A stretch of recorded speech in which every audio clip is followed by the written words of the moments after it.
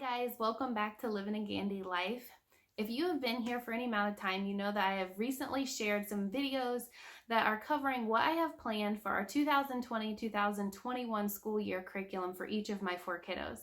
And in each of those videos, I outlined and shared that I have this idea called a morning basket time. And so before I actually even get into sharing what we have planned in our morning basket time, I wanted to actually tell you what is a morning basket time. So morning basket time is just that. It's a basket. It could look anything. This just happens to be what we use for our morning basket time. And it's a basket full of books and activities that are covering a variety of topics and different interests. That's something that we do together as a family, and it's things that we do daily all together at one time. Now, most people start with this at the beginning of their day before they move on to any individualized activities. Now, with your morning basket time, you're going to want to keep all of your resources together in one central location. So whether it's a basket or it's a shelf or it's a cart or anything, you're going to want to put all those things together. So you're probably wondering, okay, why have a morning basket time? Now, let me give you an example of why you might want to have it. I have 4 kids, and each of my 4 kids are at preschool, 1st, 3rd, and 5th grade. And if I wanted to, I could purchase a full box curriculum for each of my kids, meaning I could do Bible, science, history, art, poetry with my preschooler, and have a separate Bible, science, art, history for my 1st grader and my 3rd grader and my 5th grader. Here's a newsflash. I don't have enough time to do all of those individual subjects with all 4 of my kids. If you do, praise be to you. I cannot manage to do all of those things individually. So basically what I need you to do is to think of a one-room schoolhouse where we are learning all of those things that I have deemed as being important, but I don't have enough time to do them individually with each kid. So we're learning all of the same material, but we're just learning them on different levels. Obviously, what I expect of my 5th and my 3rd grader is going to be vastly different than what I expect of my 1st grader and my preschooler. So what exactly does this morning basket time look like? Once we finish and we're getting ready to head into our school day, I gather everyone into the living room, and we're either sitting on the couch or we're playing on the floor. Sometimes I have some busy activities for my younger kiddos, but we're all gathering together in the living room. We're going to start with our Bible time, whether we're reading a Bible devotional or doing a Bible study. We'll do some journaling, and we're going to do our prayer time. And once we're finished with our Bible time, we move on to our read aloud time. And depending on the day and how my kids are doing that day, that might be 5 minutes, that might be 15 minutes. Sometimes they even are begging, if we're in a really good book, they might even be begging me to keep going. And that book can range from something that's science or history related. It could be something that is just merely interesting to them and we've picked it up at the library. So that read aloud could look really differently depending on the season. After we do our Bible and our read aloud, then we do some grammar memorization where we're working with our classical education guide and some memory work that we want to just work on together as a family. And then once we finish with that grammar memorization, we kind of move into what we call a loop schedule.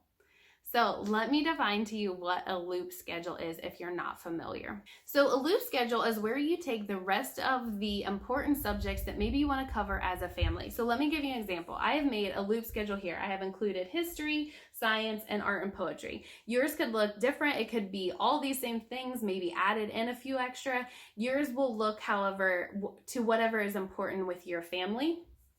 So let's say this is my loop schedule. So we've already finished a Bible and our read aloud and grammar memorization. And maybe those are my non-negotiables for the day. But after that, I move into our loop schedule. I don't have enough time to do history every day, science every day, and art and poetry every day.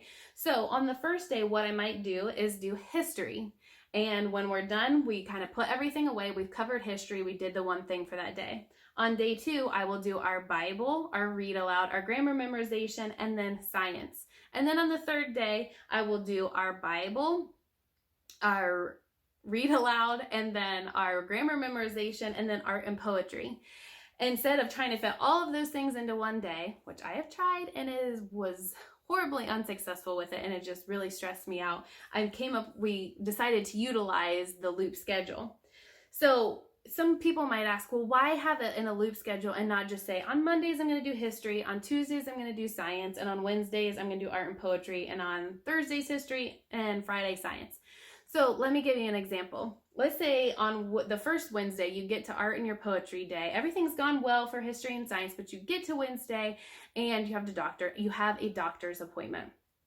Art and poetry get thrown out. And it's no big deal because it was just the first day, you'll get it next week.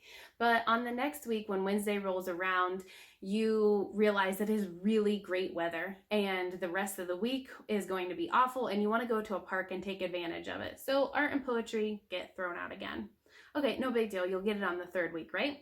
Well, on the third week, somebody's sick and school just gets thrown out the window altogether.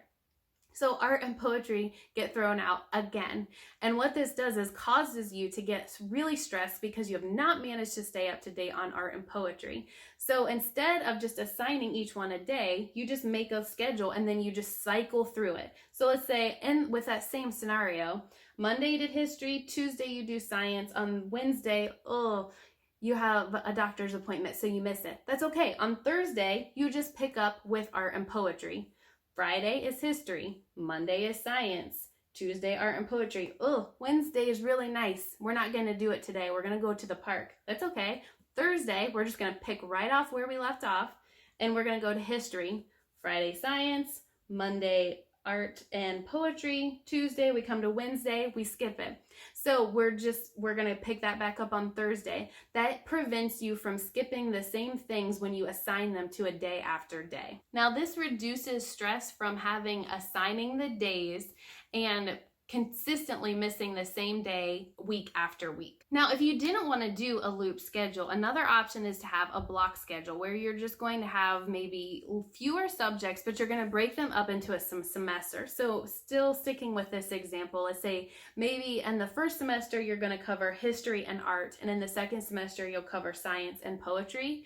So you would not cover all of them throughout the year, but you would break them up and do half in one semester and half in the other, and you'd have a little bit more focused time in that shorter amount of time. So that's another option if you didn't want to cover them all subjects all throughout the year. All right, now that hopefully I have explained a little bit of what a morning basket time looks like, I want to just give you a few basic tips of how to go about it. The first is start slow and with low expectations. I know that seems kind of crazy. Maybe just have a few things build up with, you're going to start with one or two things in your morning time. I started and I had a long list of things that I wanted to cover every day. And I realized that I was just setting myself up for disappointment because my kids were not ready to sit still for that amount of time. Guys, listen, that is a skill in and of itself. Getting young kids to sit and to listen and to not just go crazy during this time. It is a skill and they need to build up to it. And so that is my recommendation, because I had these super high expectations and I ended up dropping everything because I was thinking it's either all or nothing. So just start slow and build up. Also, don't expect to just get an X amount of minutes, like that you want to sit down and have a half an hour of just reading. Again, this is something that you want to build up to. Get your kids excited for this. Something that we have found to work really well for our family is gearing these activities to our oldest. If we were to gear our things down to our youngest so that she wasn't involved, my oldest would be really bored and would really lose interest. So we try to gear things for our oldest with the idea that my youngest one is going to hear these things again as we rotate through them again in future years. But two, just being excited with whatever little things that she happens to pick up during our reading and our grammar memorization and all of the different activities that we're doing during this time. Sometimes kids will surprise you and that they are able to memorize and pick up on things that you never thought possible. All right, another tip, and this one's really important. Do not compare your homeschool to someone else's homeschool. Morning basket or not, but especially I know I have found myself gazing at other people's stacks of books that they're covering with their kids and thinking, man, we are just not there yet. Why can I not get my kids interested in these books? And it's so true, guys. Comparison is the thief of joy. I need to be happy with what we're covering in our homeschool and realize that this is not the end all be all. I can build up, I can get my kids excited with those books, but just focus on your kids, your family, and what you're accomplishing in yours. Every homeschool is and should look different because we are all different.